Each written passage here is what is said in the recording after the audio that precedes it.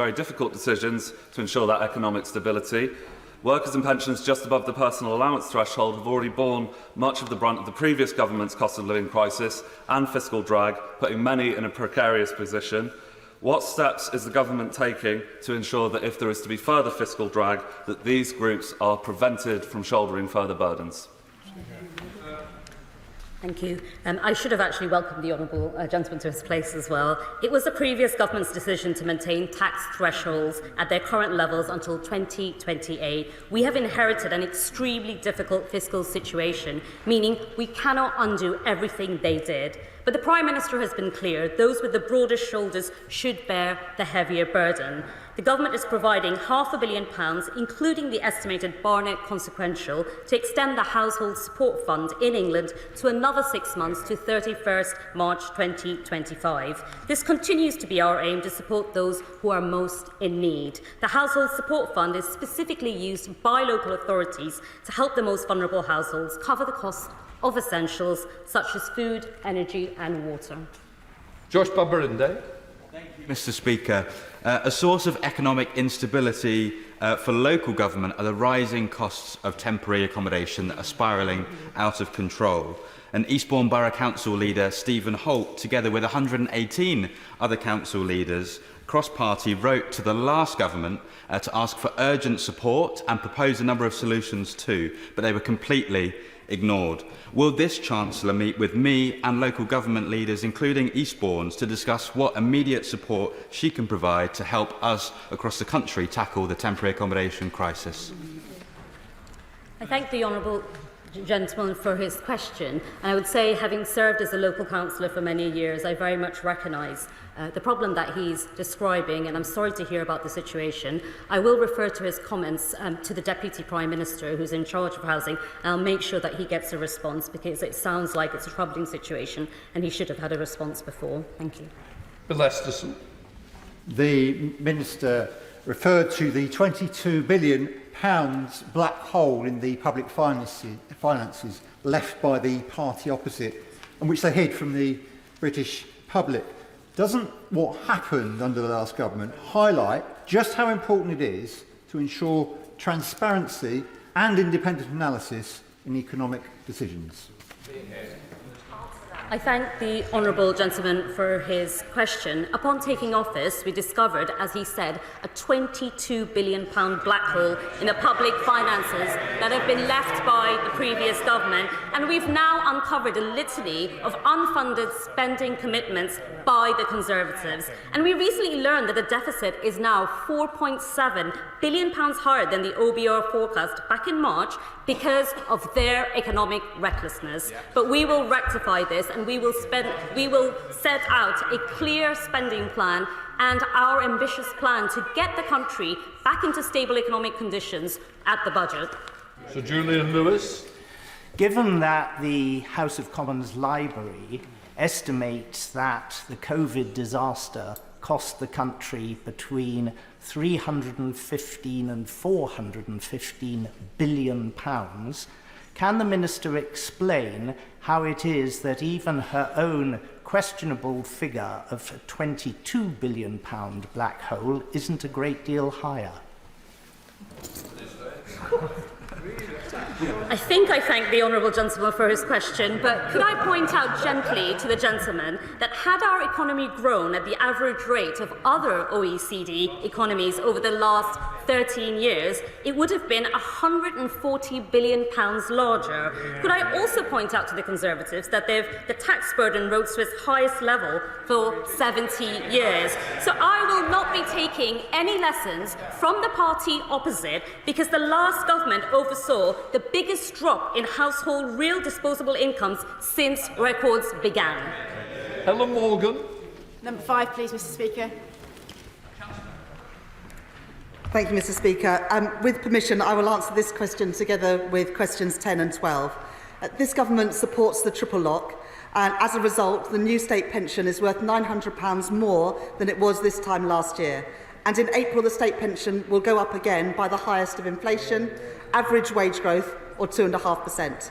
Our commitment to the triple lock is not just for 1 year, but is for the duration of this Parliament. In addition, pensioners will continue to benefit from free eye tests, free prescriptions and free bus passes. And those pensioners most in need will continue to receive winter fuel payments alongside the pension credit. Helen Morgan. Thank you, Mr Speaker. I thank the Chancellor for her answer, but there are nearly 22,000 pensioners in North Shropshire who are forecast to lose their winter fuel payment very soon. And this just as energy prices are about to go up by 10% for an average household. Many of my pensioners live in bungalows, they live in older housing stock which is expensive to heat, and a lot of them have been in touch with me to say that they are worried sick about this winter. We know the Chancellor has difficult choices to make and we accept that, but will she consider that the broadest shoulders are not those of these pensioners who are earning less than minimum wage and are about to lose this vital support? I understand the concerns that the Honourable Lady sets out. The state pension is worth £900 more than it was a year ago, and energy bills are lower this winter than they were last winter. As the Honourable Lady points out, we inherited a £22 billion black hole from the previous government, who had made unfunded spending commitments with no idea of how to pay for them. When I became Chancellor, I undertook an immediate audit of the spending situation to understand the scale of that challenge. And I made difficult decisions, some very difficult decisions, to put the public finances on a sustainable footing. They were tough decisions, but they were the right decisions in the circumstances that we face. This includes the decision to make the winter fuel payment better targeted so pensioners who need it most still get it alongside the pension credit. Targeting winter fuel payments saves around £1.5 billion a year to support the public finances. Steve Darling. Mr Speaker, in Torbay, the constituency I represent, there are 21,000 pensioners who will be impacted by this cut. In Devon and Cornwall, almost 90% of pensioners will be impacted by this cut, whilst many of us would acknowledge that you were left with a massive financial challenge when coming into this post. One remains extremely concerned for residents who have reached out to myself and many colleagues with their major concerns about being able to make ends meet as we enter into the winter period. They've had no time to save for this, and therefore it's a complete shock to them. What assurances can you give us that you'll be supporting those who are most vulnerable, and if it's failing to achieve this, what assurances can you give that you will scrap these proposals? Thank you, Mr Speaker. I thank the Honourable Gentleman for that question and welcome him to his place. He'll be a powerful representative for the people of Torbay. Like the Honourable Gentleman, I want to ensure that the lowest income pensioners get the support that they are entitled to. Under the previous government, 800,000 pensioner households entitled to pension credit were not receiving it. That is why this government is currently undertaking action to encourage uptake of the pension credit to ensure that the poorest pensioners, those who are not even receiving that minimum income guarantee, are getting it. And we're working with organisations like Age UK and local authorities, and all local authorities, including in Torbay, have been written to about how they can play their part in identifying those pensioners who are entitled to pension credit but aren't getting it. The DWP will also bring together the administration of pension credit and housing benefit so that pensioner households currently receiving housing benefit also receive any pension credit that they are entitled to, something that the previous government deferred for years despite knowing that the poorest pensioners were missing out. Caroline Verdon. Thank you, Mr Speaker. The Chancellor's announcement of cuts to the winter fuel payment was quickly followed by news of a 10% increase in the energy price cap. South Devon has a higher than average number of pensioners, and many of those, particularly living in rural areas, are living in fuel poverty. Many of my constituencies are struggling to meet the costs of heating, but don't quite qualify for pension credit. They and thousands of vulnerable people across the country are now deeply anxious about what this winter has in store for them. So will the Chancellor take this opportunity to spell out exactly how she plans to tackle fuel poverty among the elderly? I welcome the Honourable Lady to her place. Pensioners in South Devon, like pensioners in all our constituencies, will be receiving a basic state pension that is worth £900 more than it was a year ago. And energy prices are lower this winter than they were last winter. There will be many constituents in South Devon who are entitled to the pension credit, but because of the failure to act backed by the last government aren't currently receiving it. We all need to play our part in ensuring that everybody gets the help that they are entitled to, and we should all ensure that our poorest pensioners get that support with both pension credit and the winter fuel payments that are associated with it. Sam Rushworth. Thank you, Mr. Speaker. The village of Copley in my constituency is the snowiest in England, and we have many pensioners in receipt of the basic state pension who are nonetheless in fuel poverty. They're not entitled to pension credit. They live in cold, stone-built houses. What assurance can the Chancellor give to those pensioners that this government will help to warm their homes and ensure that they do not struggle to heat their homes this winter? This government have committed to insulate an additional 5 million homes during the course of this Parliament to ensure that energy bills are as low as they possibly can be, saving people money and ensuring their homes are warmer. That will help his constituents in Copley and constituents all across the country. Peter Swallow. House the damage to pensioners' livelihoods from the last government's economic incompetence and their decision to cover up the £22 billion black hole in public finances. My honourable friend is absolutely right to remind us of the dire inheritance that this government has faced. Spending commitment after spending commitment, absolutely no idea of how to pay for it. From road and rail projects to A-levels to the Rwanda deal, £22 billion of unfunded commitments that the last government had no idea how to pay for. We will fix the foundations of this economy, rebuild Britain and ensure working people are better off, fixing the mess that the last government left. Jim Dixon. Thank you, Mr. Speaker. Can the Chancellor confirm that a state pension increase will be announced at the budget and that it will be equivalent to wage growth, inflation or 2.5%, whichever is higher? This government have committed to the triple lock, not just for this year, but for the duration of this Parliament. That means that pensioners are £900 better off than they were a year ago. And based on September earnings data and inflation data, we will uprate pensions next year by whichever is higher, 2.5%, inflation, or average earnings. We are ensuring that pensioners get the pensions that they are entitled to and have contributed to. Shadow Minister Laura Straw. Mr. Speaker, 10 years ago, the now Chancellor argued in this House that winter fuel payments should be means tested and cut for, and I quote, the richest pensioners. The Chancellor's 10-year campaign has now come to fruition, and she's proposed removing winter fuel payments from pensioners on just £13,000 a year. Can I ask the Chancellor, does she still think that a pensioner on £13,000 a year is rich? What has come to an end in July is 14 years of Conservative government that presided over a fall in living standards, the highest tax burden in 70 years, and a debt as a share of our economy of almost 100%, and a £22 billion black hole in the public finances just this year. And what we haven't heard from the front bench opposite, or indeed any Conservative member of the Parliament, is an apology for the mess that they have left this country in, that this government is now picking up. Dr. Danny Chambers. Number 6, Mr. Speaker. Thank you, Mr. Speaker, and I welcome the honourable member to his place.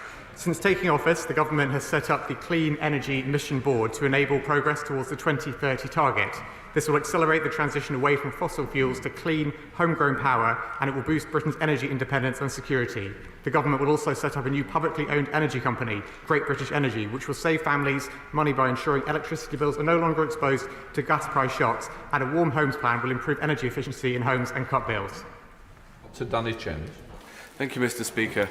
Over the last few weeks, I've been absolutely inundated by questions from people of Winchester about the cut to the winter fuel allowance, and it seems as though people on all sides of the House are getting similar correspondence. Now, while I totally understand that there are many wealthy pensioners who do not rely on the winter fuel allowance to heat their homes. There are a large proportion of pensioners who live on or near the poverty line, and they're going to be plunged into crisis this winter. Given that this is a huge strength of feeling on all sides of the House, would the Chancellor reconsider this decision? And if not, would we at least commit to a vote and a debate in the House about how we best protect our most... I think the Minister... Sorry. I've got to get through an order paper as well. Put him for the German debate. Minister, I think you've got the... Well, I thank the honourable member for his comment, but as my right honourable friend the Chancellor set out, pensions, the state pension is £900 more this year than it was last year thanks to the triple lock, and we have committed to maintaining the triple lock as the foundation of state support for pensioners throughout the rest of this Parliament. Energy bills are lower this year, and what is crucial for him and other members around this House is to support our goals to increase the take-up of pension credit, making sure that all of those pensioners who are eligible for pension credit take it up, thereby receiving other benefits, including now the winter fuel payment to which they are entitled. Right, let us come to Shadow Minister Gareth Davis. Mr. Speaker, during the general election, the Labour Party committed to bringing down energy bills by £300. Now the election is over, energy bills are going up by some 10%. So on behalf of the British electorate, and especially the 10 million pensioners who are having their winter fuel payments taken away, can the Minister confirm to the House that this £300 cut is still their policy? If it is, how is the £300 specifically calculated, and when will it be delivered? Well, I thank the Shadow Minister for his comment and welcome him to his new place there. He referred to the cost of energy, and as we know, the cost of energy this year is substantially lower than it was this time last year. But we are under no illusions about how much more we need to do to make sure that energy bills are truly affordable and we tackle the cost of living crisis. And that is why we have set to work straight away in establishing Great British Energy alongside our National Wealth Fund, which will help invest in those clean energy sources of the future and bring down energy bills for good. Lib Dem spokesperson Sarah Olney. Thank you very much, Mr. Speaker. Mr. Speaker, we know the government have inherited a mess. We know that the centre of that mess is a £22 billion hole left in the public finances by the previous government, but that cannot be allowed to cover for measures that cause suffering for the most vulnerable in our society. She will have heard colleagues on the Lib Dem benches talk about the hardship that the scrapping of the winter fuel allowance is going to have on their constituents. So can the Chancellor assure us that she will give her full support to measures to boost the uptake of pension credit, and most crucially, will she give this House the opportunity to have a proper debate and a vote on this cut that will have such an impact on so many? Thank you. Well, I thank the Liberal Democrat spokesperson for her comments and for recognising the state of the finances that we inherited, the £22 billion in-year black hole that we need to urgently address to put our finances on a firm footing. I think it's absolutely essential to boost the uptake of pension credit, as my right honourable friend the Chancellor set out. 800,000 pensioners who are eligible for pension credit are not currently taking it up. We saw a lack of action under the previous government to drive up that uptake, and we are overseeing a campaign across government to increase the number of pensioners who are accessing pension credit and thereby winter fuel payments. Sarah Olney. Thank you very much, Mr. Speaker. I welcome that response. But if the government are asking us all to make difficult sacrifices, then people need to know that the government are making the vital investments that will protect the vulnerable and help to deliver economic growth. So will the Chancellor agree with me that now is the time to work across government to launch an emergency home energy upgrade programme to provide free insulation and heat pumps for low-income households? A crucial part of our manifesto and the manifesto commitments that we brought into government is to increase insulation of up to 5 million homes across this country. We'll be setting out further details about our plans for insulation in due course, but we know that that is the kind of investment which brings down energy bills for good. Rhys Webb. Question 7, Mr. Speaker. Thank you, Mr. Speaker, and I thank the honourable member for his question. With permission, Mr. Speaker, I would like to take this question with numbers 15 and 17. Mr. Speaker, the government is focused on improving living standards across this country, which is why growth is a key priority. If real household disposable income per capita had grown from 2010 to 2023 at the same rate, as in 1997 to 2010, it would have been £4,000 higher last year. The approach of this government will also centre on fostering good work. The government will reform employment support to offer more people dignity and purpose in meaningful employment. The plan to make work pay sets out a significant and ambitious agenda to ensure workplace rights are fit for the modern economy, empower working people and deliver economic growth. We have launched a ministerial task force on child poverty and updated the Low Pay Commission's remit to consider the cost of living when making recommendations on the national living wage. I thank the Minister for that reply. Many in my constituency of Blackpool South have contacted me regarding the means testing of the winter fuel allowance and linking to pension credit. I believe thousands in my constituency don't receive pension credit, potentially missing out on £3,900 a year. What steps is this government taking to ensure that all pensioners in my constituency and across the country receive what they're entitled for? Well, I thank my honourable friend for his question and welcome him to his place. And he is absolutely right to highlight how important it is to make sure that all of those eligible for pension credit but not claiming it do sign up and thereby receive the benefits to which they are entitled, including now the winter fuel payment. The government is undertaking a new campaign to drive take-up, and the Department for Work and Pensions is holding a pension credit week of action in the first week of September, where promotional activities will be supported by organisations including Age UK and local authorities. There will be further action in the coming months, including TV, press and radio, and we will be directly writing to up to 120,000 pensioners who receive housing benefit but are not claiming pension credit to encourage a claim where they may be eligible. Dan Tomlinson. Thank you, Mr. Speaker. The economic chaos of previous Conservative governments pushed up interest rates, causing mortgage costs to rise by £500 a month for families in Barnet. What steps is the Chancellor taking to bring down rates so that families who've worked hard and saved hard can get the living standards boost that they so desperately need? Well, I thank my honourable friend for his question and welcome him to his place. And as he rightly points out, it is the recklessness of the previous government which has had a direct impact on his constituents' living standards. As a new government, we recognise that many households right across the country have been facing higher mortgage costs in recent years, and we are already taking action to fix Britain's economic foundations with a new approach to growth, with 3 pillars of stability, investment and reform. Now, Mr. Speaker, sustainable public finances are necessary for economic stability and long-term growth, and the government will therefore set out the difficult decisions needed to secure public finances in the budget on October the 30th. Mr. Speaker, in North Warwickshire and Bedworth, like my honourable friend, monthly mortgage costs rose by an average of 22% in the year following this government's disastrous mini-budget. This made life really difficult for hard-working families in my constituency. What steps is the Chancellor taking to ensure that such a devastating situation can never happen again to families in my constituency and across the country? Well, I thank my honourable friend for her question and welcome her to her place. And she is, of course, absolutely right to highlight just how much damage the Conservatives' recklessness in 2022 caused families in North Warwickshire and beyond. Conservative ministers' decisions unleashed economic turbulence that pushed up people's mortgages and made people across Britain worse off. Our new government will hardwire budget responsibility into government with our new fiscal lock in the Budget Responsibility Bill. That will make sure the disaster we saw nearly 2 years ago can never happen again. Harriet Baldwin. Thank you, Mr. Speaker. The living standards of nearly 50,000 pensioners in Malvern Hills District and Wychavon District are going to be deteriorating very sharply this winter in the front of 10% increase in their energy bills and no winter fuel allowance. Many of these pensioners have incomes just above the pension credit threshold, and many of them, of course, are too frail and too old to work.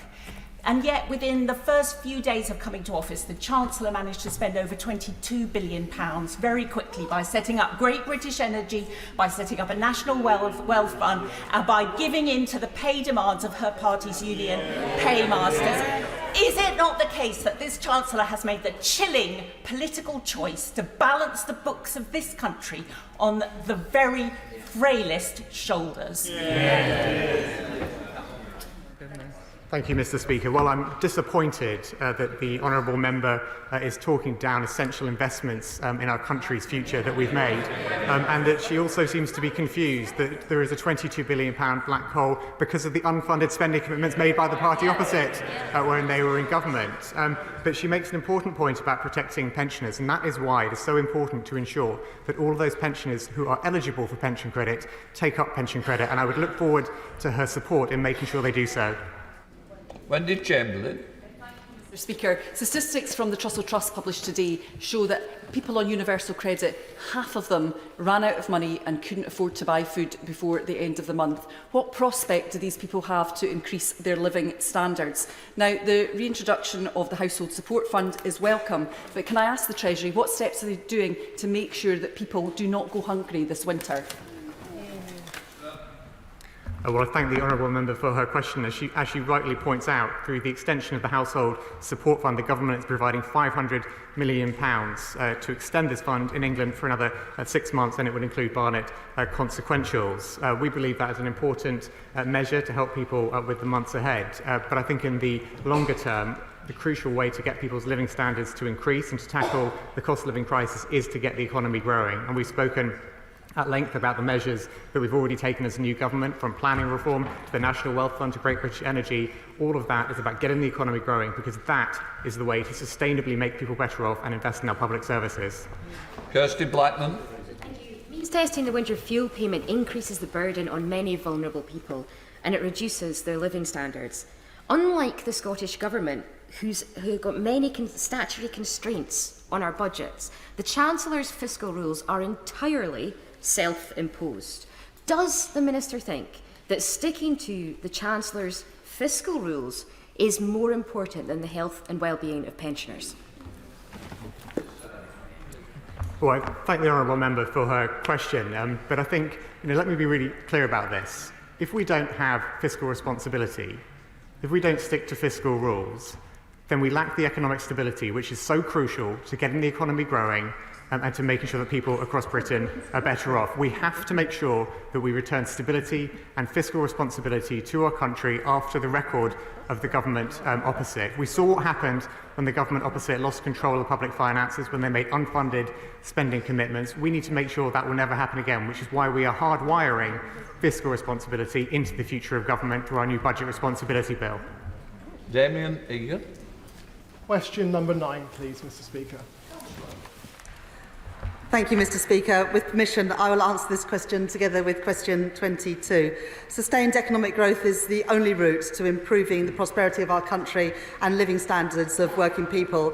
That is why we've already taken a number of actions to begin to deliver on our growth mission, the number one priority of this new Labour government, with a series of planning reforms to get Britain building, establishing a national wealth fund to bring in private sector investment, announcing a pensions review to unlock growth, boost investment and deliver better returns for pensioners, and launching Skills England, announcing the forthcoming white paper on getting Britain working again.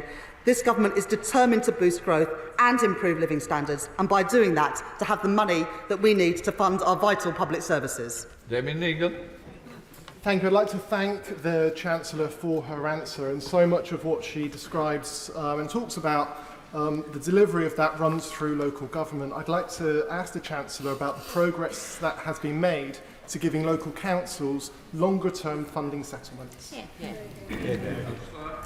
My honourable friend is absolutely right to make this point. The government is committed to delivering longer-term certainty for local authorities. This is part of our wider commitment to a more empowered, accountable and sustainable local government system, which will support strong public services in all of our communities. The government will set out further details on its plans for local government funding through the upcoming budget and spending review on the 30th of October. Catherine Fuchs. Speaker, this year alone we have had 2 more high street banking branches close in Monmouthshire, bringing the total to 8 in the last 2 years. My constituents now find themselves struggling to access basic banking services, particularly in Caldicot. Recently, I was handed a petition signed by over 3,500 constituents. Wow. And I'm sure the Chancellor will understand the importance of high street banking not only to our constituents but to local businesses and local economic growth. What progress has the Chancellor made in her work with colleagues in the Welsh Government to support high street banks and hubs in Monmouthshire and across Wales? I welcome my honourable friend to her place, and it's already obvious that she's going to be a strong voice for the people of Monmouthshire. In our party manifesto, we committed to roll out 350 banking hubs in communities like the ones that she speaks about that have lost multiple banks in the last few years. My honourable friend, the Economic Secretary, will happily meet with my honourable friend to work on how we can achieve one of those banking hubs in her constituency. And that is an offer right across the House. So many of our constituencies have lost bank branches in the last few years. For older people, for small businesses, for families, this can be devastating, the lack of access to cash, and we're determined to reverse that with the rollout of these new banking hubs. Mims Davies. Growth and additional runway capacity at Gatwick, Mr Speaker, is again on the agenda. My constituents who work there and those that fly from there benefit from its stability and reach. The careful balance between additional homes and jobs any expansion to flights brings needs to be recognised. Can the Chancellor confirm that suitable growth will not come on the backs of communities like mine without proper consultation and acknowledgement of impacts? I thank the Honourable Lady for that question. This government was pleased to sign off the expansion of London City Airport because we recognise how important aviation is to our economy to get growth and investment into the UK. Of course, it's right that we always take into account local views, make sure that any investment or any expansion of airports comes with it the infrastructure that is needed for local communities. But the answer to decisions, whether it is on road or rail or energy or aviation, can't always be no. Because if the answer is always no, we will continue with the situation we've faced the last 14 years of low growth, deteriorating living standards and worsening public infrastructure. We cannot continue like that. Rupert Lowe. Thank you, Mr Speaker. I've got a question for the Chancellor, which is, I see that the taxpayer is now accountable to the state. The state is not accountable to the taxpayer. And I think a lot of the root causes of our growth come from the fact that many of our offices run by the state are not working, and they're actually strangling our economy. And I'd like to know what the Chancellor is going to do to ensure that government is as accountable to the taxpayer as the taxpayer is to government. Councillor. Well, that is the purpose of elections. And at the last election, this government achieved a sizable majority for our missions, including to grow the economy, to improve living standards and make working people better off. We've just got started, and that is what we are absolutely determined to do, to deliver on the mandate that we got on the 4th of July. Shadow Minister Alan Mack. Thank you, Mr Speaker. The IOD's latest Economic Confidence Index shows optimism in the economy fell back to -12 last month following a 3-year high of +7 in July. Can the Chancellor explain how Labour's tax rises on working people, businesses and pensioners will contribute to economic growth when the economy is already going backwards under this Labour government? Well, I think I thank the honourable gentleman for that question. On the 14th of October, we are hosting an international investment summit, welcoming to London some of the biggest investors in the world. In the last 2 months that I've been in this role, I've met over 300 business leaders, talking to them about the huge opportunities to invest in our great country, in industries like life sciences, financial services, creative industries, low carbon technologies. The opportunities are endless, and this government is determined to work with business to ensure that we bring good jobs, investment and prosperity right across the United Kingdom. We now come to topicals. Gagan Mahendra. Topical number 1, Mr Speaker, please.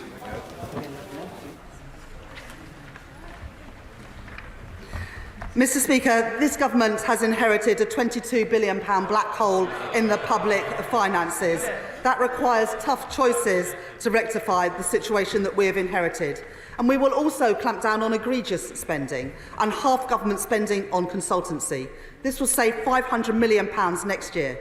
Increasing consultancy spend has been rife across government these last 4 years, up 55% at the Department for Transport, up 137% at the Foreign, Commonwealth and Development Office, and up a staggering 416% at the Home Office. No wonder taxes are so high and public services are so poor when the last government frittered away taxpayers' money with no concern.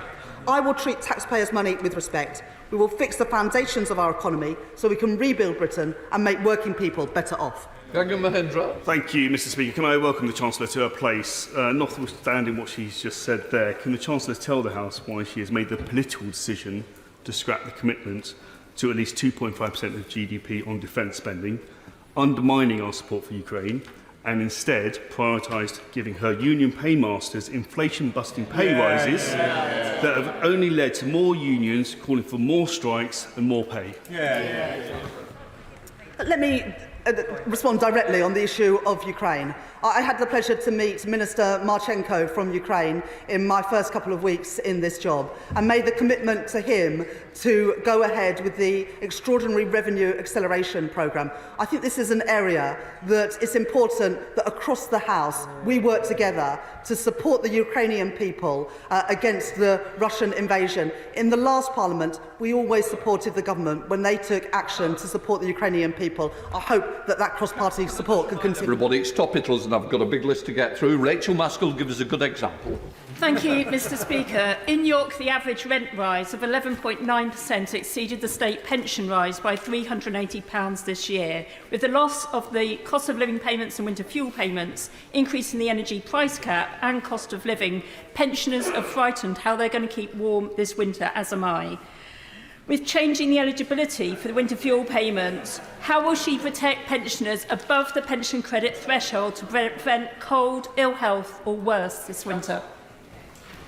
I thank my honourable friend for that question. The basic state pension is worth £900 more than it was a year ago and will go up again in April next year because of the triple lock which we have committed to for the duration of this Parliament. We have already written to York Council and working with local authorities across the country to boost take-up of pension credit because this government, unlike the last government, is determined to ensure that 800,000 people entitled to pension credit actually receive it. Thank you, Mr. Speaker. When the Chancellor was sitting on this side of the House, she repeatedly attacked cronyism. So can she tell the House whether she told the Treasury Permanent Secretary that Ian Caulfield had made a donation to her before she got him appointed as a director in the Treasury? Yes or no? Yes. All governments appoint people to the civil service. The donation from Ian Caulfield was declared over a year ago in the proper way, and we answered all the questions in the right way that the civil service asked when we made that appointment. Ian Caulfield is supporting this government in hosting the International Investment Summit, which is going to bring hundreds of global investors to the UK next month. I think that means the answer is no. And the Ministerial Code states that ministers must ensure that no conflict arises or could reasonably be perceived to arise between their public duties and their private interests, financial or otherwise. That did not happen. So will she tell the House why is cronyism wrong under the Conservatives but acceptable under Labour? I think they've got a bit of brass neck criticising this government after the appointments and the partying at Downing Street that we saw under the last Conservative government and billions of pounds of contracts handed out to friends and donors of the Conservative Party. That's why this government are appointing a COVID corruption commissioner to get that money back from taxpayers, because unlike the last government, we are determined that taxpayers' money is treated with respect and not handed out to donors of the party. Mr. Speaker, Age UK report that there are around 1 million pensioners who just miss out on the winter fuel payment.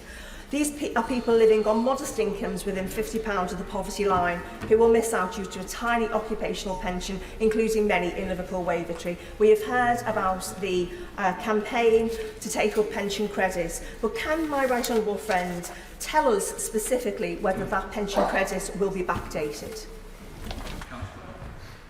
Yes, absolutely. Pension credit can be backdated by up to 3 months, and we will ensure that happens. We are also working closely with Liverpool City Council to ensure that constituents in Liverpool, Wavertree, and indeed in all of our constituencies are getting the support that they are entitled to. The poorest pensioners who are entitled to pension credit should get it. It's a travesty that 800,000 missed out under the last Conservative government. We will ensure that pensioners entitled to support get it. Thank you, Mr. Speaker. It's estimated the Bank of England will require a further £110 billion of taxpayer subsidy to cover long bond sale losses through to 2030. So why is the Chancellor clobbering pensioners to save £1.5 billion a year when she could be challenging the Bank of England to save tens of billions of pounds a year? Well, before I became a Member of Parliament, I was an economist at the Bank of England, and I respect the independence of the Bank of England. The previous government undermined that independence. That contributed to the economic chaos we saw under the last Conservative government. This government will never go down that route. Chris MacDonald. Thank you, Mr. Speaker. Can the Chancellor of the Exchequer confirm that her decisions are targeted at winning new investment in green industry in places such as Billingham in my constituency? I thank my honourable friend for that question, and I also welcome him to this House because he brings a great deal of expertise on green steel from his previous career. And indeed, part of the plans of this government to launch the National Wealth Fund is precisely to create investment across the country in some very important strategic industries, and decarbonisation of steel and the steel industry is one of those. Nicola Harding. Thank you, Mr. Speaker. Mr. Speaker, the prospect of the financial collapse of a major utility company like Thames Water should cause us all grave concern. Not only what it would mean for consumers in my constituency and many like it, but the wider implications it will carry for our economy and the government finances. Would the Chancellor therefore agree with me that putting Thames Water into special administration now and reforming it would not just protect consumers, including my constituents, but would protect the wider economy? Water companies are commercial entities. It would therefore not be appropriate for me to comment on it today, and it's for the company and its investors to resolve their possible issues. Josh Newbley. Thank you, Mr. Speaker. For decades, members of the Mine Workers Pension Scheme in Cannock Chase and across the country have seen billions go to successive governments. With an average of 19 scheme members passing away every day, the resolution cannot come too soon. So can I ask the Treasury what progress has been made on transferring the government's share of the MPS investment reserve to scheme members? This was an issue that I championed in the last Parliament as chair of the committee, and I'm pleased to confirm that I'm working with colleagues across government to make progress, and will update the House further in due course. Lisa Smart. Thank you, Mr. Speaker. Stories of crumbling public infrastructure are all too common.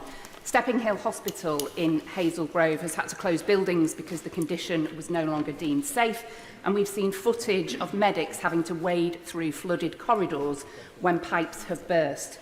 The allocated capital money simply cannot cover the repairs backlog. How will the Chancellor ensure that hospitals like Stepping Hill can access the capital investment they need, both to repair crumbling buildings and to deliver additional sites where needed? The Government is reviewing the new hospitals programme as part of our spending review. We will undertake a full and comprehensive review whilst continuing to deliver the most advanced and most urgent hospitals in a realistic timeframe. Ruth Cabrey. Thank you, Mr. Speaker. The letter from the Cabinet Secretary to the former Chancellor that emerged this morning clearly stated that the failure by the last government holding a spending review following the unexpected national and global pressures significantly contributed to the fiscal challenge that the Labour government inherited. What can the Chancellor learn from this? I thank my honourable friend for that question. The party opposite crushed the economy and then wrecked the public finances, leaving us with a £22 billion black hole in the public finances. The Shadow Chancellor isn't willing to be straight about the damage that he did and is now trying to pass the buck to independent civil servants. I will always be honest about the public finances and take the tough decisions that we need to fix the foundations of our economy. Gareth Bacon. Thank you, Mr. Speaker. In July, borrowing stood at £3.1 billion, well ahead of the OBR's forecast of £0.1 billion. Does the Chancellor agree that she could have actually reduced the level of the national debt had she chosen not to reward her trade union paymasters by spending £10 billion in inflation-busting pay rises? Well, as the honourable gentleman knows, the government borrowing is running at £4.7 billion higher than the OBR forecast because the previous government made unfunded commitments without any idea of how they were going to be paid for. The previous government set the mandate for the independent pay review bodies, and we have honoured the recommendations of the independent pay review bodies to ensure that our armed forces, our police officers, and our nurses and our teachers got a pay rise. I think that is the right thing to do. If he doesn't, I don't wonder how he justifies that to public sector workers in his constituency. Thank you, Mr. Speaker. Does the Minister share my concerns about reports of the trade union victimisation at the HMRC's Benton Park View office in Newcastle, where 3 PCS reps have already been dismissed and more face live disciplinary proceedings? I'm pleased to welcome those 3 reps to Parliament today. Will the Minister agree to meet with them and the PCS about this worrying situation? I thank my honourable friend for her question, and as government ministers, we greatly value and respect trade unions and the work of trade union representatives in supporting their members. Whilst it's not appropriate for me to comment on individual cases, I will look into this matter further and respond to my honourable friend in due course. Sir Ashley Fawkes. Mr. Speaker, the Chancellor's decision to cut the winter fuel payment is forecast to save £1.5 billion. Can she advise the House what other options she considered for making savings in the DWP budget before deciding to make this cut? I thank the honourable gentleman for his question. The black hole that we inherited was £22 billion, and we announced in the statement on July the 29th £5.5 billion worth of savings to reduce the size of that black hole. But the honourable gentleman can see that there is still work to be done, and we'll be setting out further measures in the budget on the 30th of October to get a grip of the public finances. Joe Powell. Mr. Speaker, a forthcoming Transparency International report has identified 28 contracts worth £4.1 billion that were awarded to parties with direct political connections to the party opposite. So can she update us on the progress of appointing the COVID Corruption Commissioner and whether they will take evidence from corruption campaigners like Transparency International? We are appointing a fixed-term COVID fraud commissioner through an open competition that is now running as of this morning. The commissioner will make sure that everything is done to return money owed to the taxpayer. It will report to the Chancellor, working with the Secretary of State for Health and Social Care, and will report to Parliament in due course. Martin Vickers. Thank you, Mr. Speaker. The economic potential of the Briggingham constituency in the wider Humber region is heavily dependent on the renewable energy sector. However, there is a cloud on the horizon with the future of Scunthorpe Steelworks in doubt. Can the Chancellor give an assurance that if there are redundancies at Scunthorpe, there will be a generous package of support for workers and investment through the local authority to redevelop the area? The honourable gentleman speaks powerfully about the huge opportunities at Immingham and on the whole East Coast in terms of renewable energy, as well as in carbon capture and storage. Part of the National Wealth Fund is to invest in industries like carbon capture and storage, but also in our crucial steel sector, which is important to so many of the other government ambitions about growing our economy. We're determined to support the steel sector through that investment with the National Wealth Fund. Jane Kirkham. Thank you, Mr. Speaker. The Chancellor's plans for growth are welcome to Cornwall. In the meantime, we're relying upon Shared Prosperity Fund and Town Steel money. The deadlines for completion of those schemes are March 25 and March 26. To ensure that that investment is not lost, will the Chancellor consider extending the deadlines for completion of those schemes for up to 12 months? I thank my honourable friend for that question and welcome her to her place, and she speaks powerfully on behalf of the people of Cornwall too. The spending review will be the appropriate time to look at the shared prosperity funds and what resource we can give to the people of Cornwall, and I'm sure that my honourable friend will work with the relevant Secretaries of State to ensure that those representations are heard. Dave Doolan. Mr. Speaker, the Chancellor would have known in advance of the cut to winter fuel payment and stripping £160 million from pensioners in Scotland that Scottish pensioners suffer the lowest temperatures. Rural Scottish pensioners live in some of the oldest houses on these islands, and most Scottish pensioners in rural areas are off the gas grid. So knowing that, can she tell us what discussions did she have with her 37 new Scottish Labour MPs about pushing Scottish pensioners into fuel poverty? Well, I would just note that the Scottish Government have decided to mirror what the wider UK Government is doing rather than using the tax powers that the Scottish Government have. That's the decision that the Scottish Government have made, given the fiscal situation that they face. We face a similar issue with a £22 billion black hole in the public finances. Sean Davis. I welcome the plans of this government to get Britain building again, with a commitment to build 1.5 million homes across our country. There is also 1 million homes that councils have given planning consent to. Those with skin in the game need help and support to get those houses unblocked. What steps will the government make in that regard? I thank my honourable friend for that question and welcome him to his place. As a former local government leader, he knows the huge opportunities that there are to build the homes that our country desperately needs. We've made a commitment to build 1.5 million homes during the duration of this Parliament. That will require making decisions to call in planning decisions, as we already have done in the first week in office with 4 specific housing developments. Thousands of pensioners in my Aldridge Brownhills constituency have worked hard all their lives and now worried at the prospect of losing their winter fuel payment upon which they rely. Will the Right Honourable Lady reconsider and reverse her decision? Well, the increases in the basic state pension mean that constituents of hers are £900 better off than they were a year ago. And of course, energy bills are lower this year than they were last year. But it is important that we ensure that the 800,000 people who missed out on pension credit under the previous Conservative government now get access to that support, because those are the poorest pensioners. And at the moment, they are living in poverty because the previous government failed to sign them up to pension credit. Emily Darlington.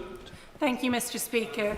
I'd like to ask the Chancellor and her team whether, as departments are preparing their spending review submissions, whether she would consider allowing the international development budget to be on the same footing as the R&D budget and look at it over 10 years so we can get back to that 0.7, and whether she'd be willing to meet with me and a delegation to discuss the benefits of such an approach to such an important budget. The government spending review is currently underway. All decisions on ODA spending will be taken in the round as part of that process, and I'd be delighted to meet with my honourable friend and her colleagues to discuss this very issue. Right, we'll let the front benches change over.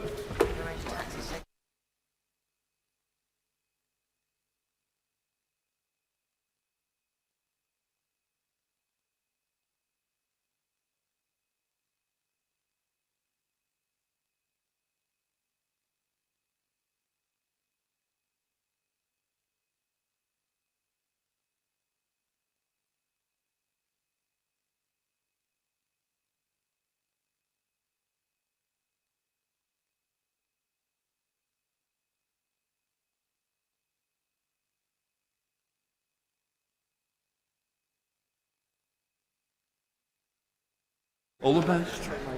Right, we now come to the urgent question. Dame Harriet Baldwin. To ask the Foreign Secretary if he will make a statement on the political and humanitarian situation in Sudan.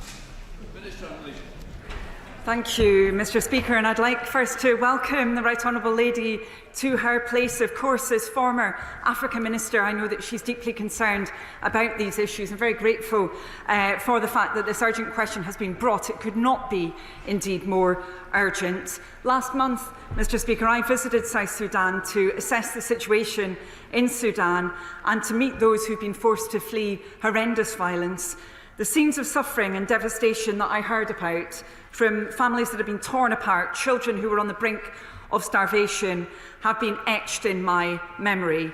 We now have confirmation that the senseless war between the Sudanese Armed Forces, or SAF, SAF, and the Rapid Support Forces has brought famine to Sudan. In northern Darfur's Zamzam IDP camp, which hosts over 500,000 people, 100 people are dying from starvation every day. But we have to be clear that these conditions exist across Sudan. We should be discussing a more damning assessment today, but a sustained tactic of denying access to the hardest hit areas of the country is making many people and their suffering invisible. The famine facing Sudan is almost entirely man-made and a direct consequence of the deliberate efforts by both warring parties to block aid getting to those most in need. The warring parties must remember their obligations under international humanitarian law. Access must not be arbitrarily denied, and starvation must not be used as a weapon of war. The UK welcomes the decision to reopen the Adre border crossing for humanitarian assistance for 3 months. This move, if conducted in good faith, could save thousands of lives. The SAF must act to remove any unnecessary restrictions on trucks moving through Adre, and the RSF must urgently facilitate movement into areas under their control. Without this, life-saving aid will be blocked from accessing those most in need. Now, last month, I announced an additional £15 million of vital assistance to Sudan, South Sudan and Chad to support vulnerable people forced to flee violence and seek safety. With this announcement, the UK has almost doubled its ODA to Sudan to £97 million this financial year, most of which is vital humanitarian aid. The UK has also welcomed efforts by the US, Saudi Arabia and Switzerland to bring the warring parties to the negotiating table last month. But we remain deeply concerned that the SAF did not take the opportunity to act in the best interests of the people they claim to represent, refusing to attend the talks in person. The warring parties must do everything in their power to ensure that this wholly unjustified war must end immediately. We also continue to call upon the RSF to implement the commitments made in the Jeddah Declaration to protect civilians. We stand ready to support partners in following up on these talks, including using the UK's role as penholder on Sudan at the UN Security Council. Thank you. Well, thank you very much, Mr. Speaker, for granting this urgent question. Yesterday, Parliament spent time on 2 terrible conflicts in Ukraine and in the Middle East, but we must not allow this Parliament to forget about the increasingly dreadful situation in Sudan. And I welcome the Right Honourable Lady to her position. And I know that she has just come back from visiting South Sudan, and I welcome the focus that she is clearly putting on the situation. It is an absolutely urgent situation with 10 million people internally displaced. 4 million of them are children. 2 million have fled as refugees, and half the country's population of 47 million now needs food aid. 750,000 people are starving in a famine that has only been made worse by this recent flooding. So I want to urge the government to pay really urgent attention to this situation. We cannot lose the momentum and focus on resolving this conflict and on improving access for humanitarian aid. The UK is the penholder at the United Nations, and with Norway and the United States, we form the Troika, which can act as an interlocutor with the warring parties. What progress is being initiated to follow up on the unsuccessful effort recently, last month, to try and bring the Sudanese armed forces to the table? The US Special Envoy, Tom Perriello, has been working very hard on trying to make progress, but what role is the UK government playing? It's also very welcome that the Adre crossing has opened and that there is now some improvement in humanitarian access, but the UK, again, has a key role to play in bringing other donors together for Sudan. And what plans does the UK government have itself to convene other influential regional players like the African Union, like the United Arab Emirates and Saudi Arabia, where our extensive and excellent diplomatic network can make such an important difference?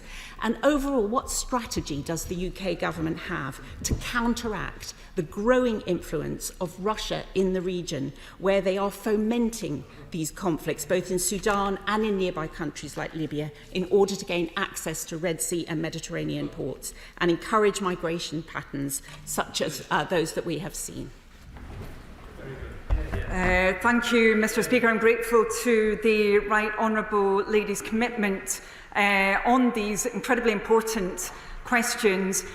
She talked about some of the figures around those who've been displaced. Well, indeed, Sudan currently is the world's largest displacement crisis in absolute terms. Of course, some of those individuals have been displaced before. I particularly talked when I was in South Sudan to those who had left South Sudan because it had been so unsafe, gone into Sudan and then been forced back into South Sudan once more. So this really is a horrendous crisis, and it's one that deserves international focus, and that is what we are determined to provide as a new UK government, of course recognising what took place previously under previous government as well. We want to ensure this crisis is given the attention that it deserves. That includes, of course, through being the penholder, as she rightly noted, at the UN, but also continuously urging those warring parties to come to the table and ensuring that the voices of civil society, of course, are not ignored here. That's been particularly important for the UK to make sure that we are actually convening those civil society actors. I met with some of them myself when I was in Ethiopia and Addis Ababa. Clearly they're not able to operate in Sudan, many of them. It's too dangerous, but they're seeking still to make sure that voice of civil society, including women, is listened to. She talked about applying international pressure to partners, and just very briefly to finish in my response to her, I would say that of course is important positively when it comes to the work we can do together. So again, when I was in Addis, I met with the African Union, with Commissioner Bankole, to talk with him about what we could do together, ensuring that other regional actors are brought in to push forward peace and the ceasefire that's so desperately needed, the humanitarian access that's needed. But of course, there's also that negative issue of the other countries that are becoming involved in this conflict, that are worsening it. And the UK government is absolutely clear. Engagement with the warring parties in any measure that is not focused on humanitarian access or peace, that engagement will only prolong this devastating war, which is leading to so much death and destruction. Dan Carver. Thank you, Mr. Speaker. This is one of the world's worst conflicts and humanitarian disasters, and sadly receives so little of our attention. I welcome the urgent question and the Minister's statement. Can I praise the efforts of the British Embassy in exile in Addis? It's clear we need a long-term strategy to contribute to end the fighting and begin a political settlement. And I just wonder what plans the Minister has to send UK personnel back into Sudan when the time is right, perhaps based on the port of Sudan, until a return to Khartoum is possible. Minister.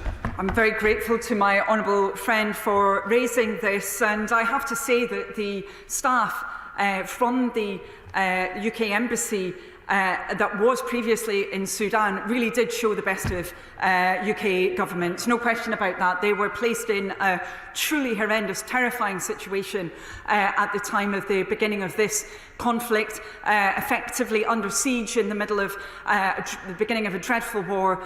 They've shown the best of government, no question about that, and I praise them. I was very pleased to be able to meet with a number of them when I was in Addis Ababa. They're operating obviously out of Ethiopia currently because it's too dangerous for them to be operating within Sudan. I know they would be, of course, very keen to ensure that we do have that presence, but of course we also need to ensure safety, and my goodness, that was really tested previously, and again I praise their bravery in that case. Liberal Democrat spokesman Leila Moran. May I congratulate the Shadow Minister for securing this urgent question, and you, Mr. Speaker, for granting it, because as we've heard, this could not be more urgent. Over 25 million people are suffering from acute food insecurity. That's more than half of the population. In one South Darfur health facility, 5 malnourished children were dying every day in July this year, and yet the plight as a whole has been largely met by silence from the international community. At the Paris donor meeting in April, the previous government did not commit to any additional humanitarian assistance, but just re-announced a previous commitment. So can the Minister tell the House what extra support the new government will provide from now on? And given that the conference itself only raised half of what is needed, the case for even more additional UK aid is clear. But we also need to play our part in securing a path to peace in Sudan as a whole. And given the UK's role as the penholder at the UN, can the Minister tell me what specific actions are being taken to prevent the supply of arms by neighbouring countries? Given the distressing news that a slave market has opened outside Khartoum, what actions are they taking to prevent humanitarian trafficking through the conflict as well? I'm very grateful to the member for Oxford Western Abingdon for raising these important points. And I would say, first of all, when it comes to UK support in this area, we have doubled the Overseas Development Assistance contribution coming from the UK, recognising the severity of this crisis. That means that I announced another £15 million of vital assistance on the 22nd of August, bringing that up to 97 million. Obviously focused on Sudan, where it's possible to operate. Of course, much of the country is very, very difficult to access, including for humanitarian bodies now, but also for those fleeing to South Sudan and Chad as well.